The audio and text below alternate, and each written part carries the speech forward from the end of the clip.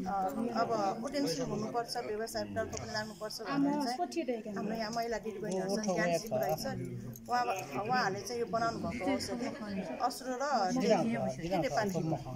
यो चाहिँ बनाउनु पर्ने अब यो औषधि कहाँ पाइन्छ भनेर चाहिँ मान्छेहरू पनि खोजेर आइसक्नु भयो हाम्रो गाउँमा यो चाहिँ उहाँले बनाउनु हाम्रो महिला समूहहरूले नै बनाउनु भएको यो कहाँ दिनुभएको छ कसरी यो लिन जाने यसको सम्पर्क नम्बर या ठेगाना कुनै छ अहिले चाहिँ हाम्रो गाउँमा चाहिँ यस्तो औषधि चाहिँ कहाँ पाइन्छ भनेर चाहिँ मान्छेहरू चाहिँ खोजेर आइसक्नु भयो अब थाहा भएकोहरूले चाहिँ लिएर जानु भइसक्यो जस्तै हाम्रो वडा सदस्य सुकुमायाजीले पनि लानुभयो हाम्रो